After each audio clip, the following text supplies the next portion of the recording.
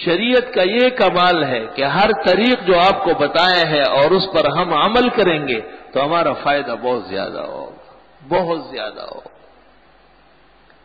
میں نے آج صبح فجر کے بعد نمازیوں سے یہ بات کہی کہ دیکھو اس زمانے میں اگر کوئی شخص حج اور عمرہ کرنے جائے تو ایک سال انتظار کرنا پڑے گا۔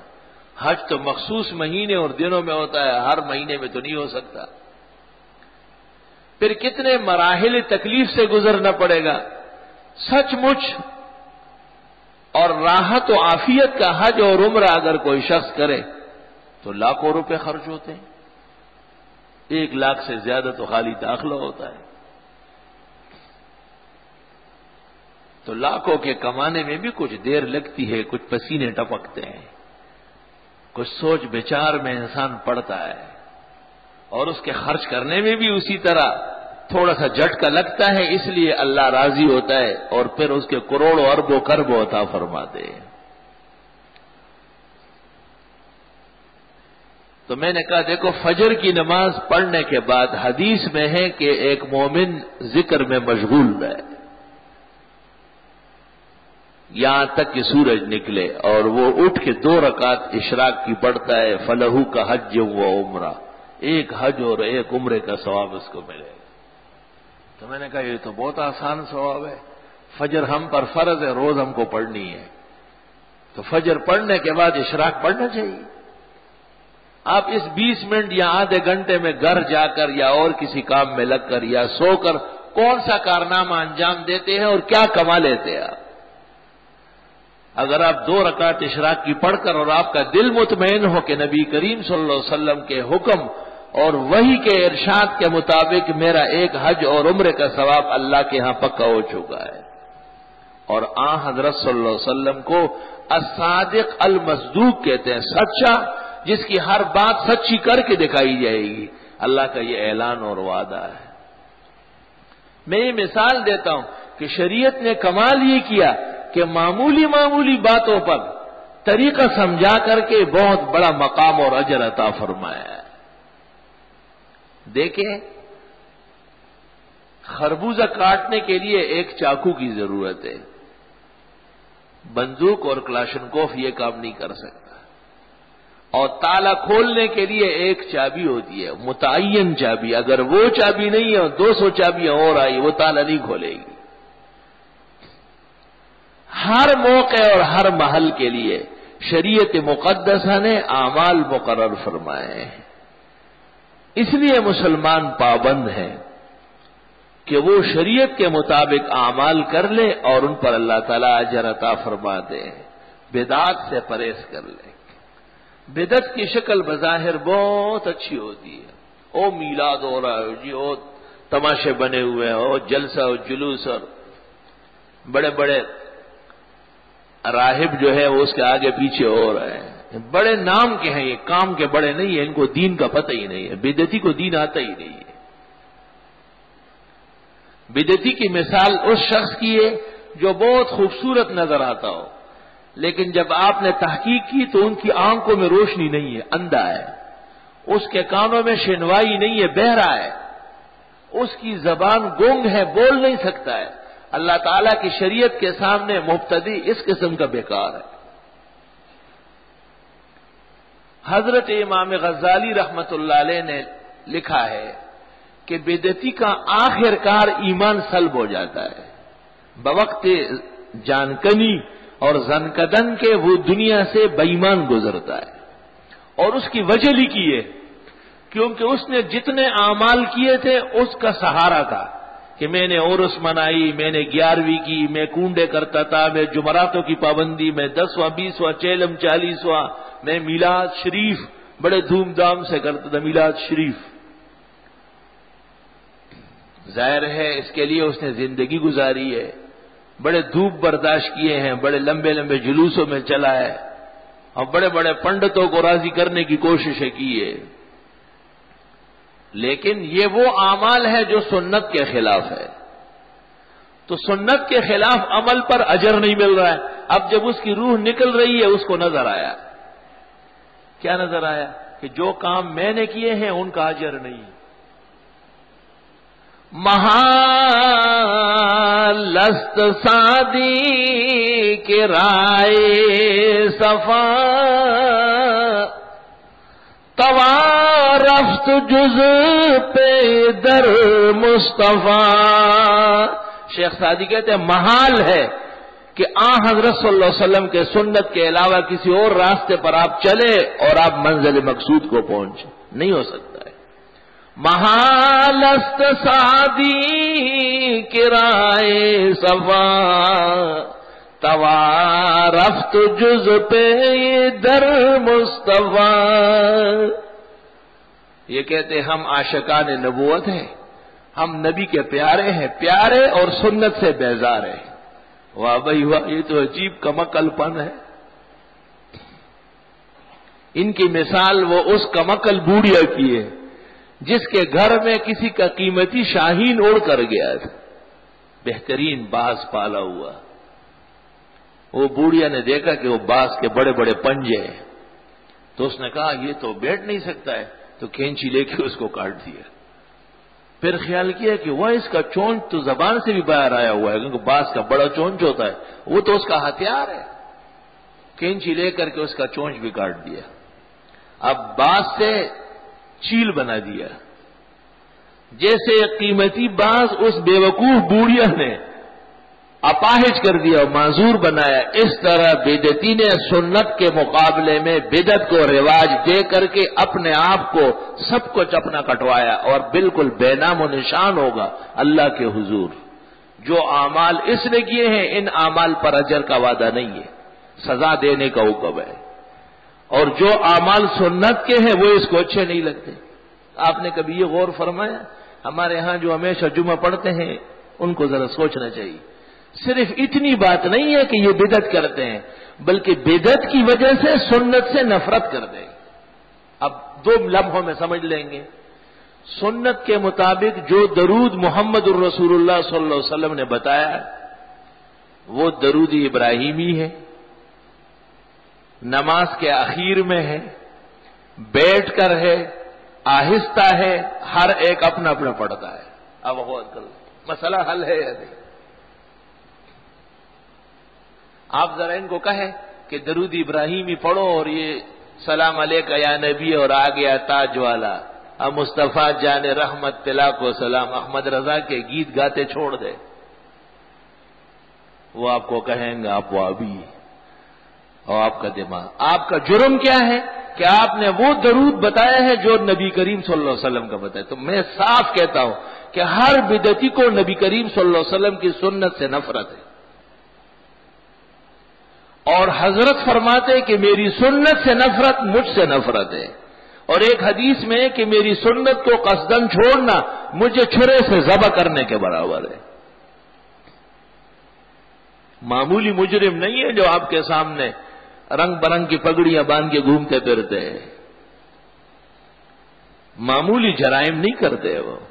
انہوں نے براہ راست محمد الرسول اللہ صلی اللہ علیہ وسلم کو جھٹلانے کا بیڑا اٹھایا ہوا ہے.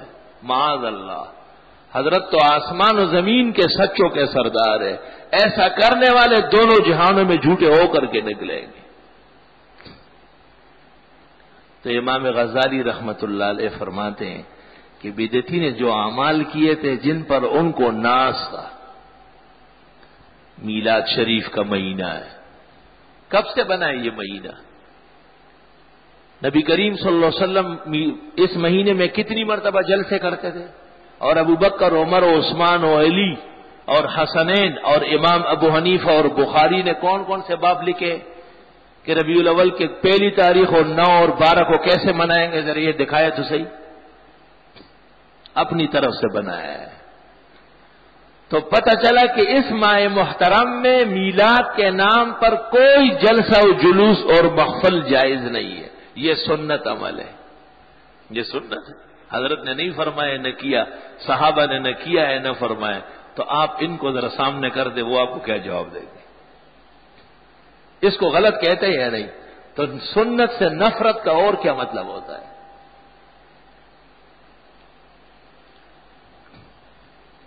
اللہ دیکھیں, جو عمل دین کا ہو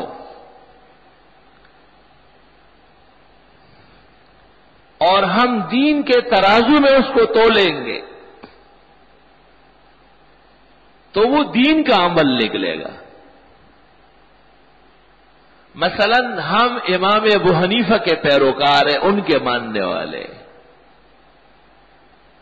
اگر کوئی مسلمان آپ کو ملا اور اس نے آپ کو کہا کہ میں امام ابو حنیفہ کے بجائے امام شافعی کا پیروکار ہوں، تو آپ اسے غلط کہتے ہیں؟ نہیں، امام شافعی بھی حق امام ہے، کیونکہ ہمارا یہ امام ابو حنیفہ کو ماننا یہ دین کا عمل ہے. دین کے ترازو میں اس کا نتیجہ بہترین ہے. اگر کسی نے کہا کہ میں امام مالک اور امام احمد کی فقہ مانتا ہوں، تو آپ کہتے ہیں کہ ہاں چاروں فقہ پر حق ہے. ان پر کون سا عذاب نازل ہوا ہے کہ اپنے بنائے ہوئے اعمال ساری امت پر مسلط کر رہے؟ یہ ہوتے کون ہے؟ جہنم جانے والے. غزالی کہتے ہیں کہ عین روح نکلتے وقت بدعتی کا ایمان ختم ہو جاتا ہے. کیوں؟ جن کاموں کو اس نے ثواب اور دین سمجھ کر کیا تھا وہ بدعت کہتے ہیں. اندھیرا ہو گیا، سارا پورا پٹا اندھیرا ہو گیا، اندھیرا. تو فیظن کل الاسلام ہاکذا، وہ سمجھتا ہے کہ سارا اسلام جھوٹا ہے.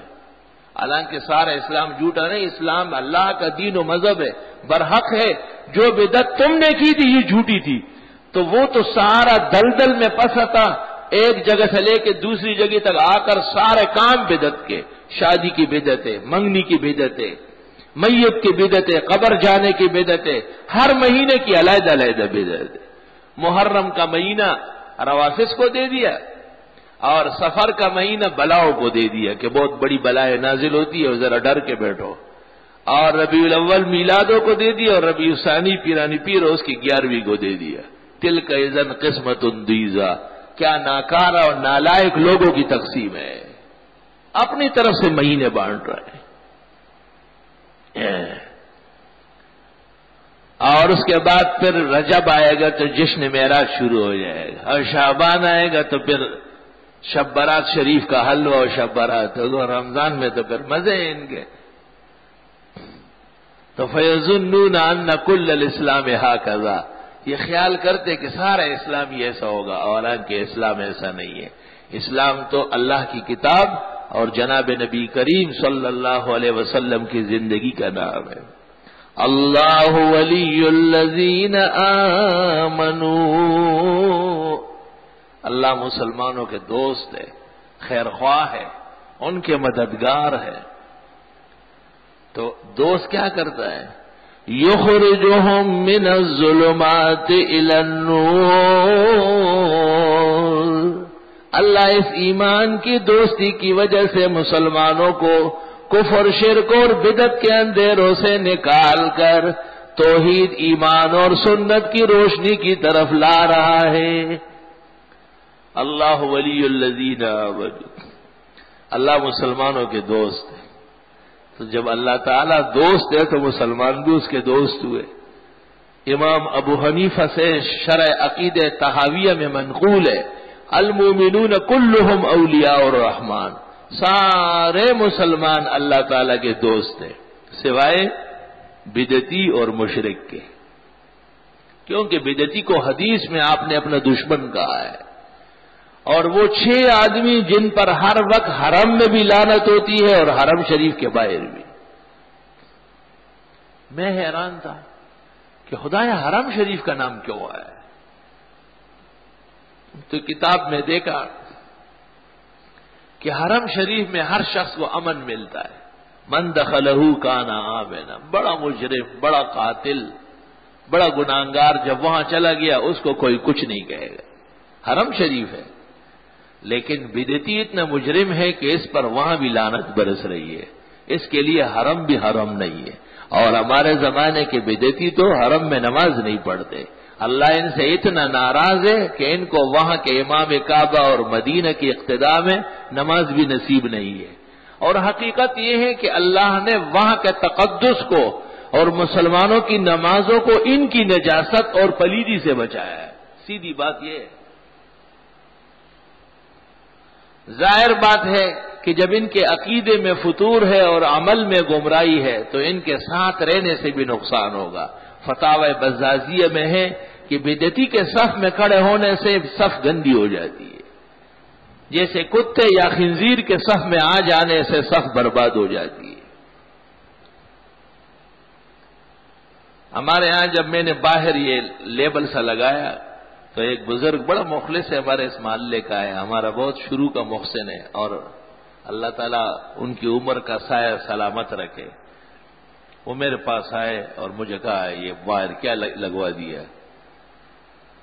تو میں نے ایک جواب مختصر دے دیا کہ مسلک بالکل واضح ہونا چاہیے، مسلک چوری چپکے کا نہیں چلے گا۔ تو کہنے لگے آپ دین بیان کرتے ہیں، لوگوں کو فائدہ ہوتا ہے، کم از کم وہ آ جاتے، اب آپ نے باہر لیے لگا دیا تو وہ نہیں آئیں گے۔ تو میں نے کہا کہ وہ آئے اور ان کو فائدہ پہنچے یہ یقینی بات نہیں، احتمال ہے، لیکن آپ جو آئے ہیں آپ کی نماز کا محفوظ رہنا یہ ہم پر فرض ہے، اور فقہاء لکھتے ہیں کہ بدعتی کا صف میں آنے سے صف برباد ہوتی ہے۔ تو آپ مجھے بتائیں کہ فقہ کہتی ہے کہ وہ نہ آئے، اور آپ کہتے ہیں کہ وہ آئے، تو میں آپ کی مانوں یا فقہ کی مانوں؟ تو کہنے لگیں گے فقہ کی مانیں گے، ہم سب فقہ کی مانیں گے۔ جو لوگ کہتے ہیں کہ خیر ہے کوئی فرق نہیں پڑتا، وہ دشمنی کی وجہ سے نہیں کہتے ہیں، انہیں یا سنت کی قدر و قیمت کا پتہ نہیں یا بدعت کی رذالت کا اندازہ نہیں ہے، اس لیے کہتے ہیں۔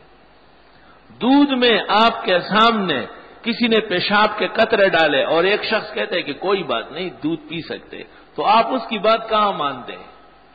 وہ 10 دلائل آکسفورڈ اور کیمبرج کے لکھ کے لائے تو آپ کہیں گے ان دلائل پر بھی لا رہا تو میں دیکھ چکا ہوں کہ دودھ میں موت ملا ہوا ہے، کیسے پیوں گا؟ دودھ سے زیادہ تقدس سنت اور نماز اور مسجد کا ہے، اور موت سے زیادہ گندی چیز بدعت ہے۔ ترمذی شریف جلد اول صفحہ 50، عبداللہ ابن عمر کو دیکھا گیا شاگردوں سمیت ایک مسجد میں داخل ہوئے، وہاں اذان ہو چکی تھی اور اذان کے بعد دوبارہ اذان ہو رہی تھی، جس کو تصویب کہتے ہیں۔ ایک اذان ہوتی ہے بار بار تو نہیں ہوتی۔ ابن عمر نے پوچھا یہ کیا ہو رہا ہے؟ کہا لوگ دیر کرتے ہیں ہم دوسری اذان دیتے ہیں۔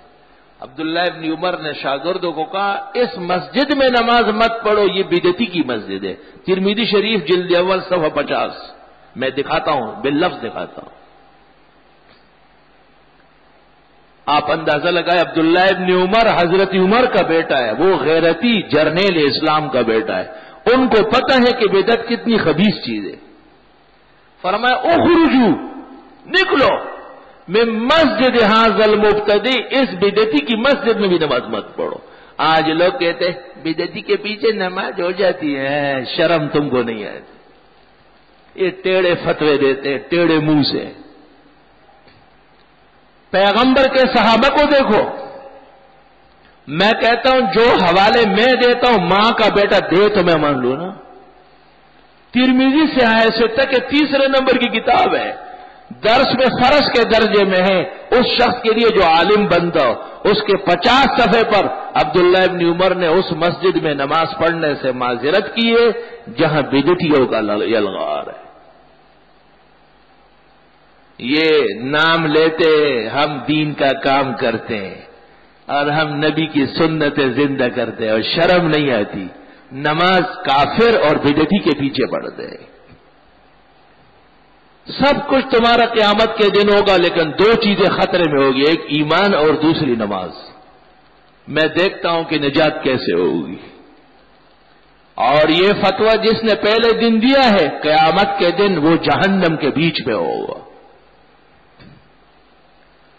الامام ضامن، دین کا ایسا شخص قابل ضمانت ہے، مجرم ہے، وہ غلط فتوے دیتا ہے۔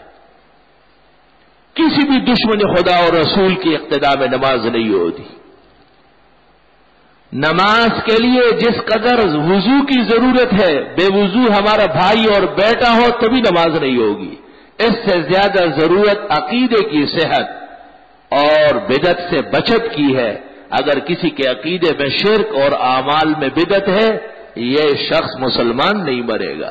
امام غزالی فرماتے ہیں آخر کار عند الموت مبتدی کافر مرتا ہے، کیونکہ جو بدعت اس نے کی ہے وہ ٹھیک نہیں تھی، غلط تھی، بدعت تھی، اور جو کام دین کا تھا وہ کرتا نہیں تھا بلکہ اس سے وہ نفرت کرتا تھا. خدا تعالی کا شکر و احسان بجا لائے جن لوگوں کو اللہ نے عقید توحید اور سنت کا اتباع نصیب فرمایا ہے. نسل و نسب، گھر اور دیوار، بازار اور منڈی، رزق اور مال سب کچھ حلال ہوگا انشاءاللہ تعالی. عقید سلامت، اعمال میں سنت موجود ہے. آدمی کو ترس آتا ہے، چھوٹے چھوٹے بچوں کو لائن سے کھڑا کیا ہے، ہری پگڑیاں بندوائی ہے، میلاد شریف ہے، آج میلاد شریف ہے. کس کی کیا ہے یہ؟ کیا کون سا عمل ہے یہ؟ شریف. وہ شریفوں کا خاندان تو ملک میں رہنے کا قابل نہیں رہا. یہ شریف کیوں لگاتے ہیں؟ ان کو پتہ ہے کہ یہ عمل بے بنیاد ہے. بے بنیاد عمل کو ممتاز کرنے کے لیے جال سازی سے اپنی طرف سے کچھ پہندے لگا لیتے ہیں.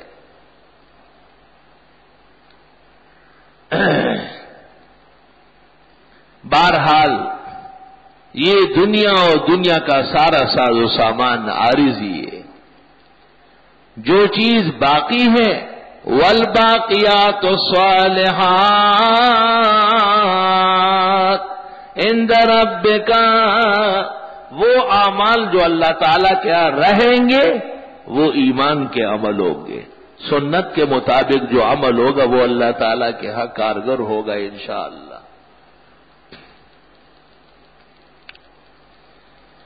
اس سے ایک مسئلہ اور معلوم ہوا ہے، وہ یہ کہ دین کے بیان کی جتنی ضرورت ہے اتنا دین بیان نہیں ہو رہا. ٹھیک ہے علماء کرام اپنے بساط کے مطابق مصروف ہے، لیکن لوگوں کو ضرورت زیادہ ہے. اس لیے ہر شہر میں، ہر علاقے میں مختلف بدعات ہے. دین بیان دو طریقے سے ہوتا ہے، یا تو حکومت میں ایمان و اسلام ہو اور ان کے سطح پر بنیادی آرڈیننس پاس ہو جائے تو حکومت تو بدعتیوں کے آگے آگے ناچتی ہے، کیونکہ وہ محرم میں ابھی ناچ چکی ہے کہ اگر اس مہینے میں نہ ناچے تو ناچنا بھول جائے گی. وہ ٹیلی ویژن اور ریڈیو اور نشریات کی جو قبیح آوازیں آتی ہے اس پہ تمام بدعتی جہنم کے مجسمے ان کے بیانات نشر ہوتے ہیں جو مسلمانوں کے عقائد و اعمال کا مذاق اڑا رہا ہے. اللہ تعالیٰ کسی مرد مومن کو لے آئے جس میں ایمان کی غیرت اور سنت کی قدر ہو، اور وہ ترخم سے کراچی منوڑے تک اسلام کو پوری عظمت کے ساتھ نافذ فرمائے. اگر اسے بھی خدا غیرت دے تو ہمیں کوئی اعتراض نہیں، لیکن بظاہر مشکل ہے. وہی دخدے پلوئے کرم بکی گی اور پاک الگرانہ دے زمانہ جانان مینا. اللہ تعالیٰ کر سکتے ہیں، لیکن عام طور پر دیکھنے میں آیا ہے کہ ان سے اس قسم کی توقعات میں دشواری پیش آتی ہے. تاہم اللہ کی رحمت و عنایت سے امید رکھنا چاہیے.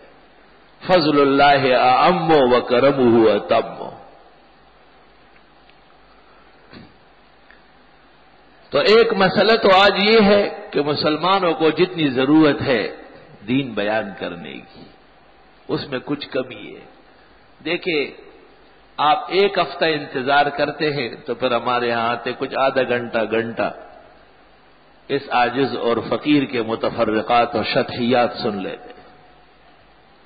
سوال یہ ہے کہ اس پورے ہفتے میں آپ کو یہ احساس نہیں ہوتا کہ اور مسلمانوں کو بھی سنانا چاہیے. دوسری طرف دیکھیں عرس کے بہانے، میلاد کے بہانے، 11ویں شریف کے بہانے، کنڈوں کے بہانے، ہر مختلف 10ویں کے بہانے، 20ویں عرس اور چیلم کے بہانے بدعات کا سیلاب عام ہو رہا ہے.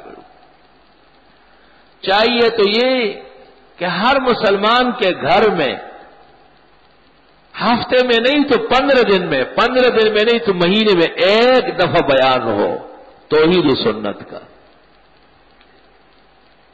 ایک دن باقاعدہ بیان ہو۔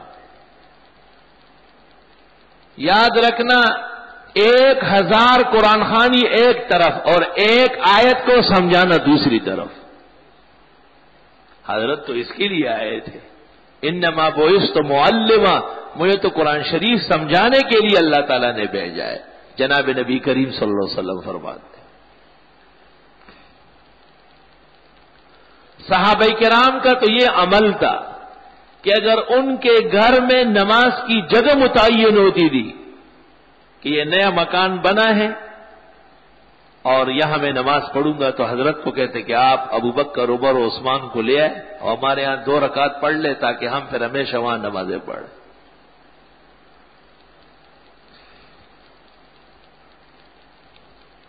اس سے پتہ چلتا ہے کہ دین کے بیان کی کمی ہے، سخت کمی ہے، اور بیان میں اضافہ کرنا پڑے گا۔ یہ کوئی ضروری نہیں ہے کہ ایک شخص جب گھر پر پروگرام کرے تو دعوت بھی کرے، دعوتوں والے ہم نہیں ہیں۔ ہماری خوشی اس میں کہ بیان سن کے دعا کرے اور ہمیں ہمارا راستہ کھلے چھوڑے کہ ہم واپس خیریت سے آ جائیں۔ لیکن اگر کسی نے اس بہانے ان لوگوں کا اکرام و اعزاز کیا تو کیا اس کا گھر اور کارخانہ مغلوں نے لوٹا ہے؟ کیا حرج ہوگا اس میں؟ اکل طعامکم الابرار، آپ کے کھانے اچھے لوگ کھایا کریں۔ تو علماء اس حدیث کے ذیل میں لکھتے ہیں کہ جن کا کھانا اچھے نہ کھائے پھر گندے کھاتے ہیں، گندے لوگ کھاتے ہیں۔ نستغفرک اللہم ونسألک السلام والعافیہ۔ اور گھر میں جب اچھے لوگ داخل ہوں گے تو گھر خیر و برکت کا ہو جائے گا، اور پھر جب وہاں آیات و احادیث کا بیان ہوگا، توحید و سنت کا بیان ہوگا، شرک اور بدعت کی مذمت کا بیان ہوگا، تو اس گھر سے محمد الرسول اللہ صلی اللہ علیہ وسلم کی درسگاہ بن جائے گا، حضرت کی ایک درسگاہ بن جائے گی۔ وَقَرْنَ فِي بُيُوتِكُنَّ، اللہ نے پیغمبر کی بیویوں کو قرآن میں کہا ہے گھروں میں رہو، تو آگے ارشاد فرمایا وَاذْكُرْنَ مَا يُتْلَىٰ فِي بُيُوتِكُنَّ مِنْ آيَاتِ اللَّهِ وَالْحِكْمَةِ، تمہارے گھروں میں دین، قرآن و سنت کے درس ہونا بہت ضروری ہے۔ سبحان اللہ۔ افسوس تم کو میر سے صحبت نہیں رہی۔ ہر توحید و سنت کا عالم ہدایت کا مینار ہے، سورج اور چاند ہے۔ میں نے سب جگہ جانے کا ٹھیکہ نہیں لیا ہے، میرے پاس سال میں بھی ایک دن نہیں ہے۔ اچھی طرح معذرت سن لو، پہلے سے ایڈوانس طریقہ آپ سمجھاتا ہوں۔ توحید و سنت کے جتنے علماء جہاں کہیں ہے ان سے کبھی کبھی گزارش کرے کہ ہمارے گھر آئے، ہمارے اور ہمارے اہل خانہ کو ایک آیت کا، ایک حدیث کا درس دے، اور یہ ضرور انہیں سمجھائے کہ ہمارے ہاں توحید و سنت کا مسئلہ بیان کرے۔ کہ ایسا نہ ہو کہ وہ ہو تو حق پرست لیکن وہاں لیلا مجنون کا داستان شروع کر لے۔ بعض لوگ بیان کرتے ہیں اور انہیں پتہ نہیں ہے کہ کیا بیان کر رہا ہو۔ انہیں کہیں کہ سب مسائل سر آنکھوں پہ ہم سنتے رہیں گے، لیکن پہلا مسئلہ جو نبی بن کر کے باہر آتے تھے اور قوم کے سامنے بیان کر دیتے، اعبدوا اللہ ولا تشرکوا بہ شیئا، ایک اللہ کی عبادت کرو، شرک بالکل مت کرو، اس کی وضاحت کریں۔ یہ سخت ضرورت ہے۔ توحید اور سنت لازم ملزوم ہے۔ جب اللہ کی توحید بیان ہوگی تو نبی کریم صلی اللہ علیہ وسلم کی سنت ببانگ دول بیان ہو جائے گی، کیونکہ توحید بیان کرنے والے سب سے بڑے جناب نبی کریم صلی اللہ علیہ وسلم ہے۔ اور توحید بیان کرنے کا جو سلیقہ اور ڈھنگ ہے حقیقت میں وہی محمد الرسول اللہ صلی اللہ علیہ وسلم کا سلیقہ اور طریقہ سنت ہے۔ اور جب سنت کا بیان ہوگا کہ حضرت کی زندگی کیسے گزری، حضرت نماز کیسے پڑھاتے تھے، حضرت لوگوں سے کیسے ملتے تھے، تو توحید کا مسئلہ شروع ہو جائے گا۔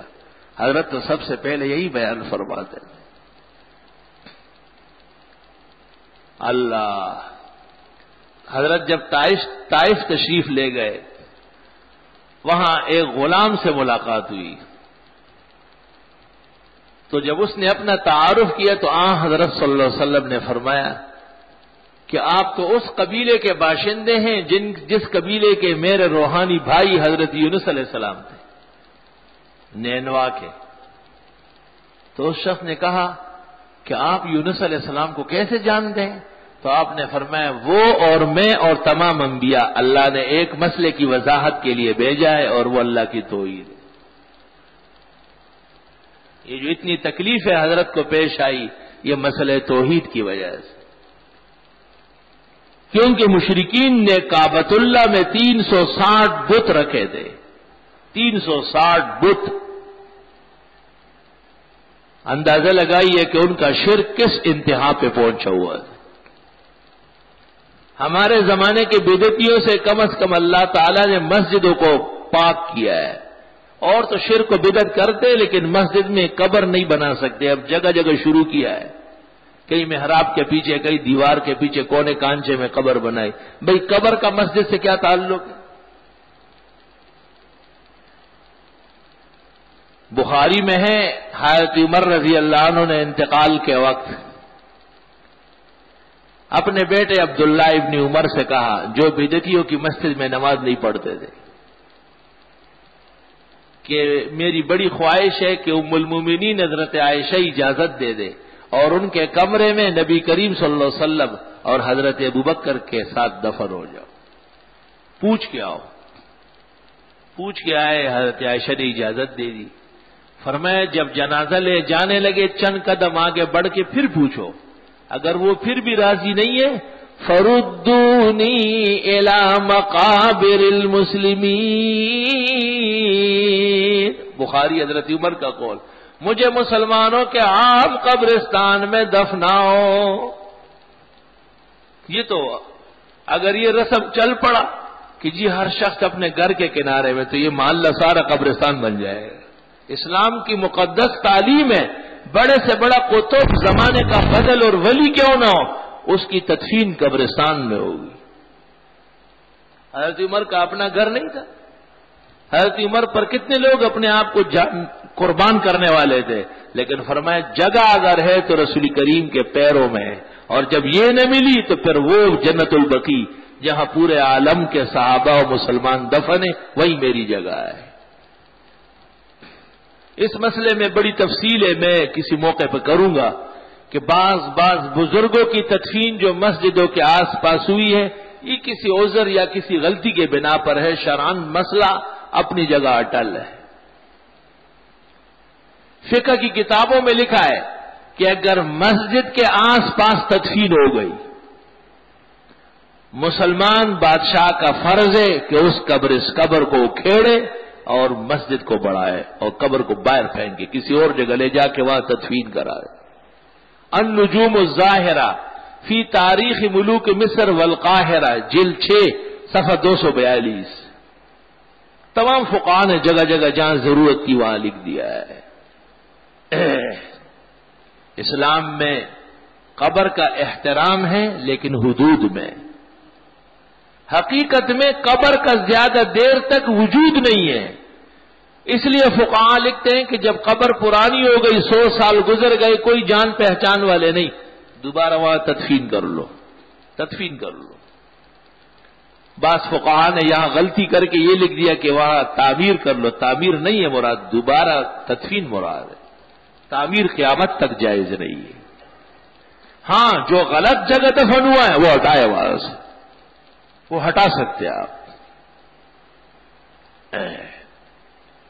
اس بات کی بھی ضرورت ہے کہ علماء حق، بزرگان دین، توحید و سنت کے ستارے، وہ اپنے ماتحتوں کو تاکید کر لے کہ کہیں ہمارے مرنے کے بعد ہمیں کسی مسجد کے کونے میں نہ رکھے۔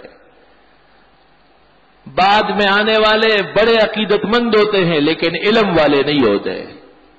اگر عقیدت ہو اور علم نہ ہو تو غلط فیصلے کا سخت اندیشہ ہے۔ اللہ ولی الذین آمنوا، اللہ تعالی مسلمانوں کے دوست ہیں، یخرجہم من الظلمات الی النور، ان کو اندھیروں سے نور کی طرف لے جا رہا ہے۔ توحید و سنت نور ہے۔ والذین کفروا اولیاؤہم الطاغوت، اور جو کافر ہے، مشرک ہے، بدعتی ہے، ان کے دوست بھی شیطان ہے۔ یخرجونہم من النور الی الظلمات، وہ ان کو اسلام سے، توحید سے، سنت سے نکال کر شرک اور بدعت و درگاہوں سے مانگنے کی طرف لے جا رہے ہیں۔ اولئک اصحاب النار، یہ پکے جہنمی ہے، ہم فیہا خالدون، یہ دوزخ میں ہمیشہ رہیں گے۔ وآخر دعوانا الحمد